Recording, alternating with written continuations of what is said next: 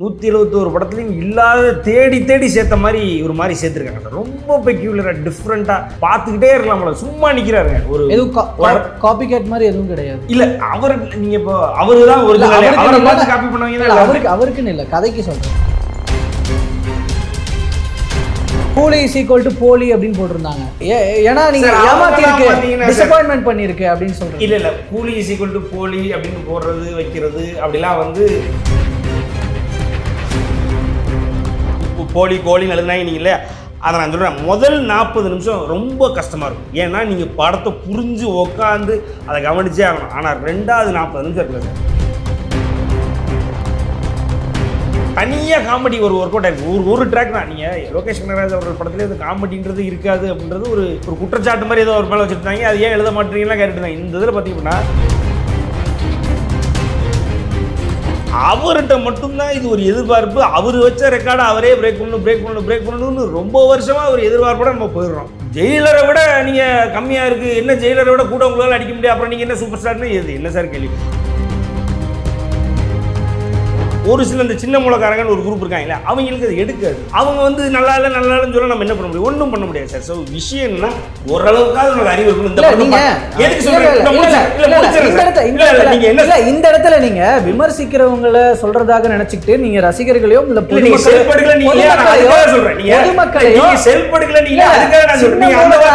சின்ன மூலக்காரங்க ரசிகர்கள் சொல்றீங்க. இவர் இதெல்லாம் பண்ணிக்கிட்டு இருக்காரு நமக்கு தெரியும். அதை வந்து ஃபேமிலிகிட்ட ரிவீல் பண்ணுறாரு. அதுதான் வந்து ஜெயிலருடைய இன்டர்வல். ஆனால் இது நம்ம எதிர்பார்க்காத ஒரு ட்விஸ்ட்டை கொடுத்து மாசா இன்டர்வல் வைப்பாங்க சார். வெளியில் வந்து ஒரு இடத்துல நிற்பாரு சார். இதுல அந்த இடத்துல அமீர் கான் எல்லாம் ஒரு மாதிரி காமெடி பீஸ் காட்டிட்டாங்க. ஒன்றும் பண்ண முடியாது சார். இப்போ தலைவர் முன்னாடி எல்லாருமே காமெடி பீஸ் தான். தமிழ் சினிமாவை நெக்ஸ்ட் காப்பாற்றணும்னா ஜனநாயகன் தான் வரணும் அப்படின்னு போட்டிருந்தாங்க. அவரை காப்பாற்ற ஒரு ஆள் வேணும். பாவமா பரிதாபம் நிலைமையில இருக்காங்க. இதுல வேலை வேண்டுமா? ப்ளூ ஓஷன் இருக்கிறது. 10th 12th டிப்ளமோ டிகிரி படித்தவர்களுக்கு உணவு, தங்குமிடம், இஎஸ்ஐ, பிஎஃப் இன்சூரன்ஸ் உள்ளிட்ட சலுகைகளுடன் அனுபவத்திற்கேற்ற நல்ல சம்பளம் 15,000 முதல் 30,000 வரை. பெண்களுக்கு முன்னுரிமை. 2,000க்கும் மேற்பட்ட வேலை வாய்ப்புகள் உள்ளன. இப்போதே தொடர்பு கொள்ளுங்கள். Blue ocean.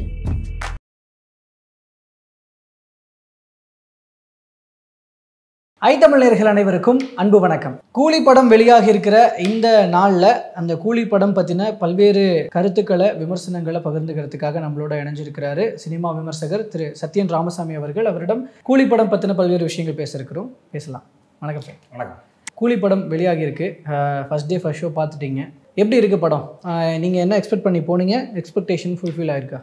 படம் வந்து தலைவருக்கு ரொம்ப நாளாக பார்த்திங்க அப்படின்னா தலைவர் ஸ்டைலில் ஒரு படம் இல்லைன்னு எதிர்பார்ப்பை பூர்த்தி பண்ணது ஜெயிலர். அதை ஒரு பீக்கு கொண்டு போயிடுச்சு கூலி. தலைவர் எடுத்துக்கிட்டிங்க அப்படின்னா நம்ம கதைக்கெலாம் வருவோமே, தலைவருடைய கேரக்டரைசேஷன், தலைவருடைய ஆரா, பாடி லாங்குவேஜ், ஸ்டேச்சரு, ட்ரெஸ்ஸிங்கு, என்னோட ஒரு ஐஸு, அவருடைய என்ன சொல்கிறது ஃபேஸ் அண்ட் மொத்த கெட்டப், ஃபேஸ் கெட்டப்பு அண்ட் அவருடைய என்ன சொல்கிறது லைக் ஆக்டிவிட்டீஸ், இது எல்லாமே வந்து ரொம்ப டிஃப்ரெண்ட்டாக, ரொம்ப பெக்யூலியராக அவருடைய ஏன்னா ஆல்மோஸ்ட் வந்து 171வது படம் அது. 171வது படத்துலையும் 171 படத்துலையும் இல்லாத தேடி தேடி சேர்த்த மாதிரி ஒரு மாதிரி சேர்த்துருக்காங்க சார். ரொம்ப பெக்யூலியராக டிஃப்ரெண்ட்டாக பார்த்துக்கிட்டே இருக்கலாம். சும்மா நிற்கிறாருங்க. ஒரு காப்பி கேட் மாதிரி எதுவும் கிடையாது. இல்லை அவர் நீங்கள் இப்போ அவரு தான் ஒரு காப்பி பண்ணுவீங்க. அவருக்குன்னு இல்லை, கதைக்கு சொல்கிறேன். கதையில் இல்லை எதுவுமே இல்லை சார். அதாவது பெக்யூலியராக அவருக்குன்னு சும்மா ஒரு இடத்துல நிற்கிறாரு. ஒரு டிஃப்ரெண்ட்டாக இருக்குது. அதாவது எங்கேயாவது ஒரு 4 பேர் கூட இருக்கிறாங்க, கண் அவரை விட்டு நகருதானே நகரல. இது எல்லா படத்துக்கும் பொருந்தும். பட் இதில் ஏதோ டிஃப்ரெண்ட்டாக இருந்தாருங்க. ஆளே வந்து பார்க்குறதுக்கு ஒரு ரொம்ப அட்ராக்டிவாக இருந்தார். எல்லா ஆஸ்பெக்ட்ஸ்லையும் பார்த்தீங்கன்னா இந்த படத்தில் ஒரு தனியாக காமெடி ஒரு ஒர்க் அவுட் ஆகிருக்கு. ஒரு ட்ராக் தான். நீங்கள் லோகேஷ் கனகராஜ் அவர்கள் படத்துலேயே வந்து காமெடின்றது இருக்காது அப்படின்றது ஒரு குற்றச்சாட்டு மாதிரி ஏதோ ஒரு மேலே வச்சுருந்தாங்க. அது ஏன் எழுத மாட்டீங்கன்னா கேட்டுருந்தாங்க. இந்த இதில் பார்த்தீங்கன்னா ஒரு 5 மினிட்ஸ் ஒரு சீக்வன்ஸ், சின்ன சீக்வன்ஸ் தான் சார். சூப்பராக இருக்குது சார் காமெடி. அதை அழகாக எக்ஸிக்யூட் பண்ணியிருப்பாரு தலைவர். இதெல்லாம் ரொம்ப நாள் ஆச்சு. இப்போ நீங்கள் ஜெயிலரில் எடுத்துக்கிட்டிங்கன்னா அந்த காம்பினேஷன் காமெடி, அந்த பிளாக் காமெடின்ற மாதிரி அது வேறு மாதிரி ஒர்க் அவுட் பண்ணியிருப்பார். இது சாதாரணமாக கேஷுவலாக தலைவர் படத்தில் எத்தனை காமெடி, இப்போ அருணாச்சலத்தில் வர காமெடி மாதிரி, முத்துல வர காமெடி மாதிரி இவரே வந்து தனியாக வந்து அழகாக ஒரு 5 மினிட்ஸ் கொண்டு போயிருப்பார். அப்புறம் பார்த்திங்க அப்படின்னா அந்த லுக்கே, அந்த தாடி, அந்த பியர்டோட மொத்த அந்த டிசைனு எல்லாமே நல்லா இருந்துச்சு. சூப்பராக இருந்தார் தலைவர். That's the first thing. And ரொம்ப ரொம்ப பிடிச்சிருந்தது. இது எல்லா தலைவர் ரசிகர்களும் ஏற்றுக்குவாங்க போல இருக்குது. அதுக்கப்புறம் நீங்கள் படத்துக்கு உள்ள கதைக்குள்ளே வந்தீங்க அப்படின்னா ஒரு எலிவேஷன் அப்படின்னா நமக்கு எலிவேஷன் பாஷா தான் சார். தலைவருடைய ஒன் ஆஃப் த மாஸ் எலிவேஷன்னா பாஷா தான் சொல்லுவாங்க. ஏன்னா அந்த டிரான்ஸ்ஃபர்மேஷனுக்கு அப்புறம் அப்படி விண்டேஜில் என்ன இருந்தது அப்படின்னு சொல்லி நம்மளை அந்த விண்டேஜ் கூட்டு போவாங்க இல்லையா. விண்டேஜில் பார்த்தா ஒரு மிகப்பெரிய என்ன சொல்கிறது, ஒரு டானாக இருப்பார். அப்போ டானுக்கு அதெல்லாம் ரொம்ப புதுசு, அதுதான் ஒன் ஆஃப் இட்ஸ் கைண்டுன்றதுனால ரொம்ப பெரிய ஹிட்டு. இதில் வந்து ஒரு கூலியோடைய எலிவேஷன் சார். அதாவது விண்டேஜில் என்னவா இருக்கிறாரு அப்படின்றத அதே பாஷா மோடில் கொண்டு போவாங்க சார். பின்னாடி இவரை பற்றி யாரா அப்படின்னு சொல்லி இவருடைய பின்னாடி விண்டேஜில் என்ன பண்ணார் அப்படின்ற கதையை கொண்டு போகும்போதெல்லாம் பிளாஸ்ட் சார். தியேட்டரே பிளாஸ்ட். இல்லை, பொதுவாக இந்த ஃபர்ஸ்ட் டே FDFSன்றது பெரும்பாலும் ரசிகர்கள் தான் போய் பார்ப்பாங்க. பட் நான் படத்தை பற்றி இது பண்ணும்போது சரி, FDFS பார்த்த ரஜினி ரசிகர்களே கூட நிறைய பேர் அப்செட்டோட வர மாதிரி ஒரு ஃபீல் இருக்கு. எக்ஸ்பெக்டேஷனோட போகாதீங்க, எதிர்பார்த்த அளவுக்கு இல்லை. இல்லை, நீங்கள் முதல்ல சொன்னீங்க இல்லையா, அதாவது ஃபர்ஸ்ட் டே ஃபர்ஸ்ட் வந்து தலைவர் ரசிகர்கள், ரஜினி ரசிகர்கள் தான் பார்க்க போகிறாங்க. அப்புறமும் ஒரு அவர்களே வந்து அப்செட்டோட இருக்கு அப்படின்றது வந்து கிட்டத்தட்ட சூப்பர் ஸ்டார் ரஜினிகாந்துக்கே வந்து உரித்தான ஒரு என்ன சொல்றதுன்னா சார், அது ஒரு கெட்டது அப்படின்னு சொல்லலாம், இல்லை அவருக்குன்னு வாச்சது அப்படின்னு சொல்லலாம். என்னன்னா ஏதோ ஒரு மைண்ட் செட்டில் நம்ம ஏதோ ஒரு எக்ஸ்பெக்டேஷனோட அவர்கிட்ட போயிடணும். ஆளாளுக்கு ஒரு எக்ஸ்பெக்டேஷன். இப்போ எனக்கு பார்த்தீங்க அப்படின்னா அவரை ஃப்ரெஷ்ஷாக அவரை பார்த்துட மாட்டோமோன்னு ஒரு சில பேர் போவாங்க. அவரோட டைட்டில் கார்டை பார்த்தா போதுன்னு ஒரு சில பேர் போவாங்க. ஏன்னா இது வந்து ஒருத்தர் 2 பேர் ஒரு சின்ன கூட்டம் தான், இல்லை ஒரு ஏஜ் குரூப் தான் அப்படின்னா நீங்கள் சொல்லிட முடியும். இந்த ஏஜ் குரூப்புக்கு இது போதும் அப்படின்னு சொல்லிட முடியும். இது எத்தனை ஏஜ் குரூப் சார்? இது கிட்டத்தட்ட தாத்தாக்கு அப்பா, தாத்தா பையன், இப்போ பேரன்ற அளவுக்கு அந்த 4 ஜென்ரேஷன் வந்துருச்சு. அப்போ எதை தான் நீங்கள் சாட்டிஸ்ஃபை பண்ண முடியும் அப்படின்ற ஒரு பிரச்சனையில சூப்பர் ஸ்டாரே இருக்காரு. அவருக்குன்னு வாச்சிருச்சு. இல்ல, அப்படி பண்றவர் தானே சூப்பர் ஸ்டார் நீங்க சொல்றீங்க. இல்ல, அதை தான் நான் சொல்ல வரேன். இப்போ அதுல 4 பேர் மூஞ்சி தொங்க போட்டு தான் வருவாங்க. நம்ம அவங்களுக்காக படம் எடுக்க முடியாது சார். இப்போ எதை கூட நீங்க இல்ல பெரும்பாலும் அந்த கேள்வியை முடிச்சுட்டு நீங்க இந்த கேள்வி நீங்க சொல்லுங்க. ஜெயிலருக்கு நான் முடிச்சுட்டு தியேட்டர் விட்டு வெளில வரேன். See, Jailer did not work out for me. எனக்கு பர்சனலா ஒர்க் அவுட் ஆகணும்னு ஒருத்தர் சொல்லிட்டு இருக்காங்க. என்ன பண்ண சொல்றீங்க நீங்க? ஜெயிலருக்கு மேல என்ன கொடுக்கணும்ன்றீங்க. ஸோ அதனால வந்து நீங்கள் எல்லாத்தையும் சாட்டிஸ்ஃபை பண்ண முடியாது. இன்றைக்கி வந்து சூப்பர் ஸ்டார் ஃபேன்ஸுன்றது எல்லா தளத்துலையும் எல்லா மாடலையும் இருக்காங்க. எல்லாத்தையும் சாட்டிஸ்ஃபை பண்ண முடியாது. சொல்லுங்க. இல்லை, கரெக்டு தான். இப்போ ஒரு நார்மல் ரசிகர்கள் ஒவ்வொரு என்ன மாதிரி அவங்க சொன்ன மாதிரி அவங்க ஒரு எதிர்பார்ப்போடு போவாங்க. அவங்கள சாட்டிஸ்ஃபை பண்ணலை அப்படின்னா அவங்க வந்து நெகட்டிவ் கமெண்ட் சொல்லுவாங்க அப்படின்றது இருக்கட்டும். பட் நான் சொல்கிற கருத்துக்கள், மேற்கோள் காட்டுற கருத்துக்கள் வந்து சினிமா டிபார்ட்மெண்ட்டில் இருக்கிறவங்க, சினிமாவை முழுக்க தெரிஞ்சுக்கிறவங்க, படத்தினுடைய கதை என்ன சொல்ல அப்படின்னு புரிஞ்சுக்கிறவங்க தான் இருக்கு. நான் அவங்களோட பதிவுகள்லாம் நான் பார்த்தேன். புரியுது சார். கூலி இஸ் ஈக்குவல் டு போலி அப்படின்னு போட்டிருந்தாங்க. ஏன்னா நீங்க ஏமாத்தி இருக்கு, டிசப்பாயின்ட்மெண்ட் பண்ணிருக்கு அப்படின்னு சொல்றீங்க. இல்ல கூலி இஸ் ஈக்குவல் டு போலி அப்படின்னு போடுறது வைக்கிறது அப்படிலாம் வந்து அது வந்து அவங்க இப்பவே வந்து அந்த படத்தை வந்து ஒரு மாதிரி அரெஸ்ட் பண்ணணும் அப்படின்ற ஒரு நோக்கத்தில் என்ன டிஸ்கஸ் பண்ணலாம் சார்? கூலி சீக்வல் டு போலின்னு போட்டால் முடிஞ்சு போச்சா? இல்லை, இப்போ முதல் ஷோ வந்து கிட்டத்தட்ட 1 கோடி பேர் போய் பார்க்க போகிறாங்க. ஒரு கூலி சீக்வல் டு போலின்னு போட்டால் படம் இல்லைன்னா இருமா? நான் வந்து சினிமா பார்க்குறேன், எனக்கு எல்லாம் தெரியும், நான் என்ன எழுதினாலும் படிக்கிறவன் நம்புவான்ற அந்த ஒரு இடத்துல இருக்கிறவங்க இந்த மாதிரிலாம் போட முடியும். இல்லைன்னா எழுதுவாங்க, எது ப்ளஸ்ஸு எது மைனஸ்ன்னு எழுதுவாங்க. இல்லை முடிச்சிடுறேன். நான் என்ன சொல்கிறேன், எழுது ப்ளஸ் இப்படிலாம் போடுறது வந்து நம்ம நம்பவும் கூடாது, அதை பார்க்க கூடாது. நான் ஏன் சொல்ல இப்போ இப்படி கூலி சீக்வல் டு போலின்னு போடுறாங்க இல்லையா, இவங்களே தான் ஏற்கனவே ரஜினி படங்களுக்கு பாசிட்டிவ் ரிவ்யூ எழுதினவங்க தான்.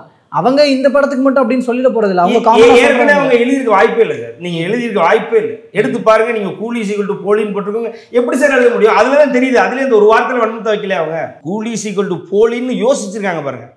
இதுக்கு எப்படா வன்மத்தை இறக்கலாம் அப்படிங்கும் பொழுது அந்த ஒரு கம்ப்ளீட் நெகட்டிவிட்டி மைண்டில் இருக்கும்போது தான் அந்த வார்த்தையெல்லாம் போட முடியும். இல்லைன்னா என்ன சார், சார் என்ன எழுதுனா எனக்கு இந்த இடம் பிடிச்சிருந்தது, இந்த இடம் பிடிக்கல. இப்போது இதே இதை நான் இப்போ உங்களுக்கே தெரியும், ஒரு விஜய் எதிரி அப்படின்னா நீங்கள் இங்கே நம்ம பேசியிருக்கோம். அப்போ நான் என்ன பேசுவேன், வந்து பேசும்போது இதெல்லாம் ஒர்க் அவுட் ஆச்சு, இதெல்லாம் குக் பண்ண சொல்லுவேன்னா இல்லையா?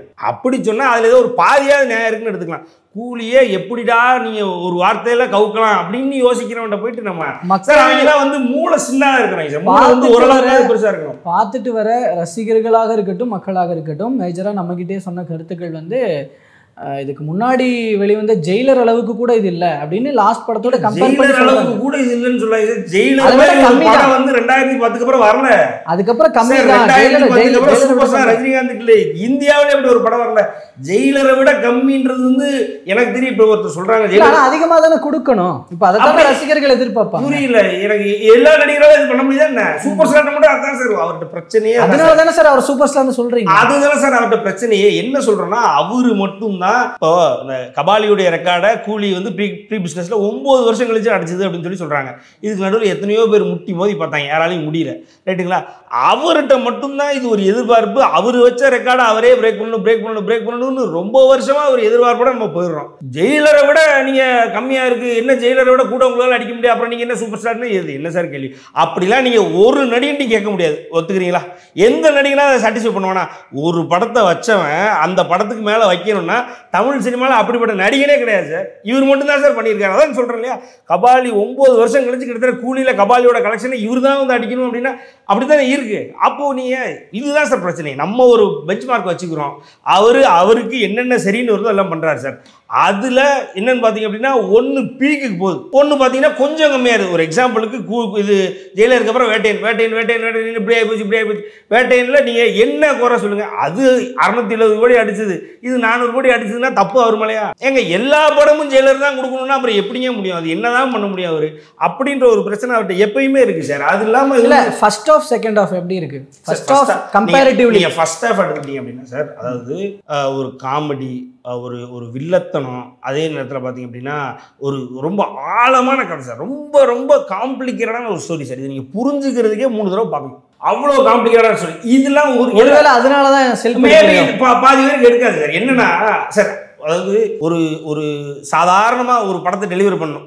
இப்போ எப்படின்னா நீங்கள் மற்ற நடிகர்லாம் இருக்காங்கல்ல, அதாவது வாழ்க்கையிலே பார்த்தீங்க அப்படின்னா நல்ல படம்னு ஒரு 4 படத்தை கொடுத்தவங்க இருக்காங்க தெரியுமா? அந்த மாதிரி இருந்ததுன்னா பரவாயில்ல. இவர் எல்லா மாடலையும் கொடுத்துட்டாரு. அப்போது ஆட்டோமேட்டிக்காக அவரோட ஸ்டோரி வந்து காம்ப்ளிகேட்டடாக கொடுக்கணும், டிஃப்ரெண்ட்டாக கொடுக்கணும்னு யோசிச்சுட்டே இருக்காரு. அப்படி போகும்போது ஸ்டோரி காம்ப்ளிகேட் ஆகுது. அது வந்து எல்லாருக்கும் எடுக்குமானா எடுக்காது சார். அப்படி பார்த்தீங்க அப்படின்னா ஒரு சில இந்த சின்ன மூலக்காரங்கன்னு ஒரு குரூப் இருக்காங்களா, அவங்களுக்கு அது எடுக்காது. அவங்க வந்து நல்லா இல்லைன்னு சொல்ல நம்ம என்ன பண்ண முடியும்? ஒன்றும் பண்ண முடியாது சார். ஸோ விஷயம் என்னன்னா ஓரளவுக்காவது உனக்கு அறிவு இருக்கணும். இந்த இடத்துல நீங்க விமர்சிக்கிறவங்களை சொல்றதாக நினைச்சுக்கிட்டு நீங்க ரசிகர்களையும் அந்த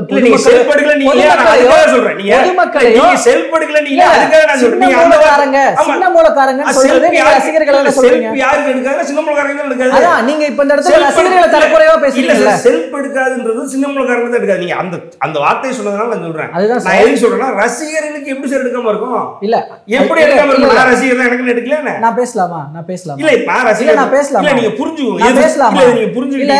இல்ல நீங்க சொல்றது செல்ஃப் எடுக்கல நீங்க சொன்னது, நான் யாருக்கு செல்ஃப் எடுக்கல நீங்க சொன்னது யாருக்கு எடுக்கல நான் சொல்றேன். புரியுதா இல்லையா? செல்ஃப் எடுக்கலன்னு சொன்னீங்கல்ல, யாருக்கு எடுக்கலன்னா ரசிகர்களுக்கு எப்படி எடுக்காம? நான் ரசிகர் தானே.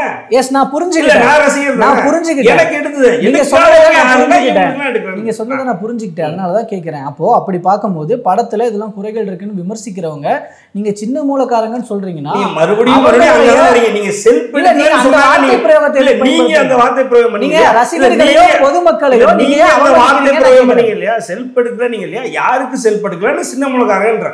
இப்ப நான் ரசிகர் சார், நான் இதோட வேற என்ன எனக்கு எடுத்தது இல்லை செல்ஃபு. சாங்ஸ் ஆட்டோமேட்டிக்காக அனிருத் உரிச்சு எடுத்திருக்காரு. அதாவது சாங்ஸில் ஃபர்ஸ்ட் ஹாஃபில் உனது ரெண்டு பெஸ்ட் மூமெண்ட்னா சாங்ஸ் சார்.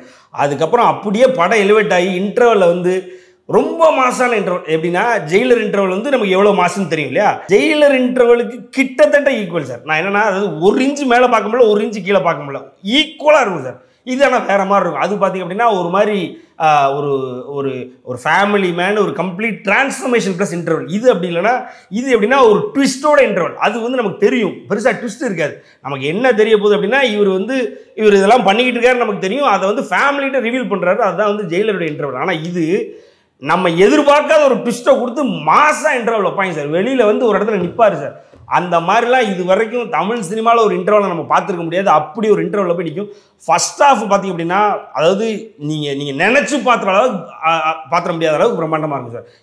என்ன செகண்ட் ஹாஃப் என்னன்னு கண்டிப்பாக நீங்கள் அதை மட்டும்தான் யோசிச்சுட்டு இருப்பீங்க இன்டர்வல்ன்ற மாதிரி ஒரு செகண்ட் ஹாஃப், அதாவது ஒரு ஃபர்ஸ்ட் ஹாஃப் கொடுத்துட்டாங்க.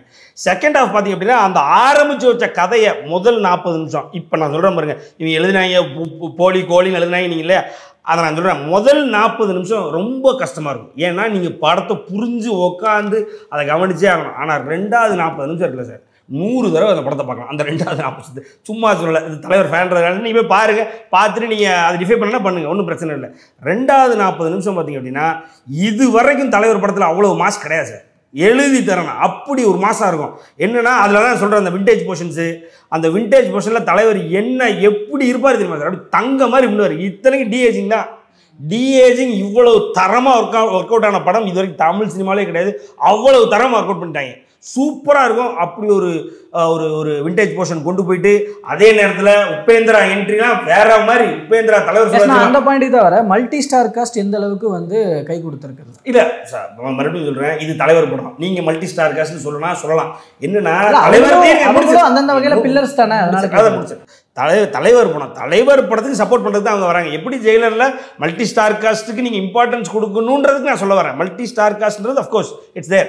அது நான் சொல்லி மாற்ற முடியாது. மல்டி ஸ்டார் காஸ்ட் தான் இருக்குது. பட் ஆனால் இது சூப்பர் ஸ்டார் படம். சூப்பர் ஸ்டார் படத்துக்கு அவங்களுக்கு வந்தாங்களா, வந்து படத்துக்கு கதைக்கு சப்போர்ட் பண்ணிட்டு போயிட்டே இருக்க வேண்டியதான். அப்படி இன் டேர்ம்ஸ் ஆஃப் தேட், இப்போ நீங்கள் ஜெயிலரில் ஒரு சிவராஜ்குமார், அதே மாதிரி ஒரு மோகன்லால், அப்படிதான் எக்ஸாக்டாக அதே மாதிரி தான் சார் இதில் உபேந்திராவும் அமெரிக்கானும் வந்துருப்பாங்க. தலைவருக்கு தேவைன்னு படும் பொழுது உபேந்திரா வருவாப்புல, தலைவர் யாருன்னு காட்டணும், இன்னும் மேக்னிஃபை பண்ணி காட்டணுன்றதுக்காக அமெரிக்கான் வருவாப்புல. இவ்வளவுதான். இதுல அந்த இடத்துல அமெரிக்கான் எல்லாம் ஒரு மாதிரி காமெடி பீஸ் காட்டிட்டாங்க. ஒன்றும் பண்ண முடியாது சார். இப்போ தலைவர் முன்னாடி எல்லாருமே காமெடி பீஸ் தான். அப்படி நம்ம என்ன பண்ண முடியும்? யாரு வந்தாலும் அப்படிதான் சார். ஒன்றும் பண்ண முடியாது. இந்த இடத்துல நீங்க தலைவர்னு இப்போ ரஜினி சாருடைய புராணம் பாடுறதுன்றதை தாண்டி கதை வேணும்ல. இல்ல நீங்க காமெடிக்கு ஒரு மெசேஜ் வேணும். காமெடி பீஸ்னு சொன்னீங்களே, இதெல்லாம் யார் சொல்றாங்கன்னு எனக்கு புரியல. கருத்துக்கள் சொன்னது நான் காட்டுறேன். அதுதான் காட்டு மக்கள் சொல்றது. நான் சொல்லல, இல்ல நான் ரசிகர் சொல்ல மாட்டான், வேற யாரோ சொல்லிருக்கா, நீங்க அதை எடுத்து கேக்குறீங்க.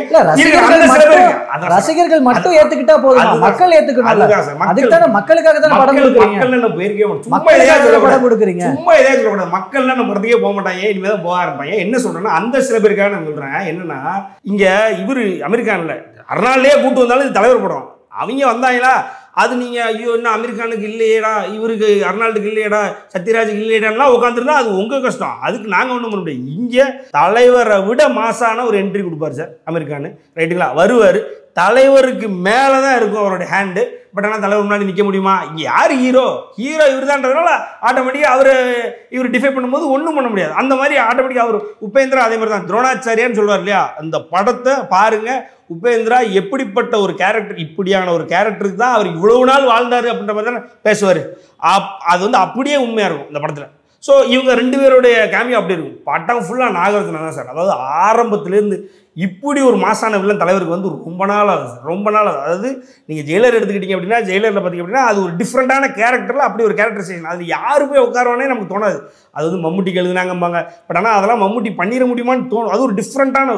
பட் ஆனால் நெக் டு நெக் தலைவருக்கு ஈக்குவலாக ஸ்டைலாக மாசாக கெத்தாக வித் பேக்ரவுண்ட் மியூசிக்கோட, அதே நேரத்தில் பார்த்திங்க அப்படின்னா ஒரு இம்பார்ட்டண்டான ரோல் இம்பார்ட்டண்டாக பண்ணிகிட்டு இருக்கிற ஒரு முக்கியமான இடத்துல நாகார்ஜுனா வருவார். இப்போ நாகார்ஜுனா பார்த்தீங்கன்னா இதெல்லாம் எவனும் சொல்லவே முடியாது.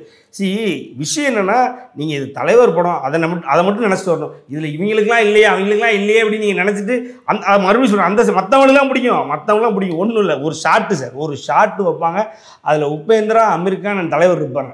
அந்த ஷாட்டுக்கு நீங்கள் கத்துறலாம், நீங்கள் மறுபடியும் கூட்டு வச்சு திட்டுங்க, சரிங்களா? நான் என்ன சொல்கிறேன்னா, இது ஃபேமிலி போய் பார்த்தாங்க அப்படின்னா கம்ப்ளீட்டாக அவுட் அண்ட் அவுட் ஜெயிலர் எப்படி குடும்பமாக போய் என்ஜாய் பண்ணாங்களோ அதை விட 18+ தான் போகணுன்ற ஒரு இல்லை. அதுதான் குழந்தைங்க வச்சுருக்காங்க, எங்கேயாவது வீட்டுக்கு அப்படின்னு விட்டு மற்ற நான் சொல்கிறது ஃபேமிலின்றது ஒரு எக்ஸ்டெண்டட் ஃபேமிலி சொல்கிறேன். உங்கள் குழந்தைங்கள சொல்ல 18 கம்மியாக உள்ளவங்கள கண்டிப்பாக கூட்டே போகக்கூடாது. அதில் எந்த மாற்று கருத்தும் இல்லை. இப்போ உங்கள் தாத்தா பாட்டி அத்தை மாமா அப்படி எக்ஸ்டெண்டட் ஃபேமிலி இருந்ததுன்னா, நீங்கள் நியூக்ளியர் ஃபேமிலி அப்படின்னா குழந்தைங்களை பக்கத்தில் எங்கேயாவது விட்டுட்டு ஏதோ ஒன்று பண்ணிட்டு நீங்கள் போனீங்கன்னா என்ஜாய் பண்ணிட்டு வரலாம் சார். அதில் எந்த மாற்று கருத்தும் இல்லை.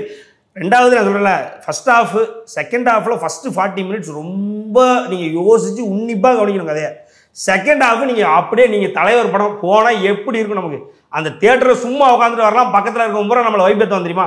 அந்த மாதிரி கத்துறதுக்குன்னு எங்கள் ஆளுங்க எப்படி 100 ஷோ பார்ப்பாங்க. போய் இன்னும் அடுத்த 15-20 நாளைக்கு இவங்களுக்கு தான் வேலை. அதனால் வந்து ஜேன்னு இருக்கும். செகண்ட் ஹாஃபில் செகண்ட் 40 மினிட்ஸ் கிளைமேக்ஸ்லாம் பீக்குக்கு போகும் சார். அப்பா அப்படின்ற மாதிரி போகும் சார். ஆக்சுவலாக இந்த மாதிரியான ஓவர் ஹைப்பு தான் படத்துக்கு இந்த நெகட்டிவ் கமெண்ட்ஸை கொடுக்குதுன்னு நினைக்கிறீங்களா? அது இப்போ தலைவருக்கே ஒருத்தது மறுபடியும் சொல்கிறேன். இப்போ பாபால ஆரம்பிச்சது சார். பாபால ஆரம்பிச்சு அப்படியே வந்துக்கிட்டே இருக்கு.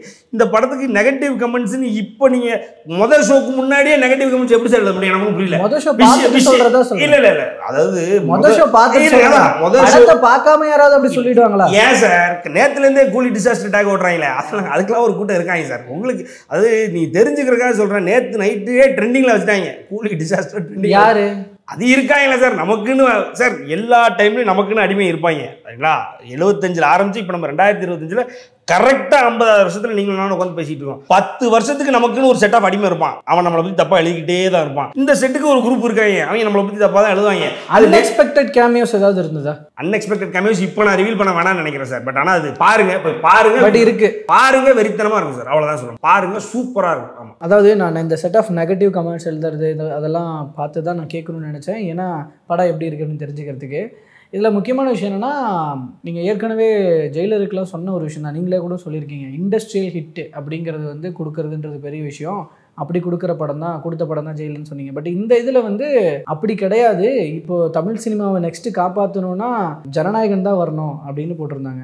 அவரை காப்பாற்ற ஒரு ஆள் வேணும். பாவமாக பரிதாப நிலைமையில் இருக்காங்க இதில். ஏன்னா படம் அவ்வளோ லேக்காக இருக்கு, படம் அவ்வளோ ஏமாற்றத்தை கொடுத்துருக்கு.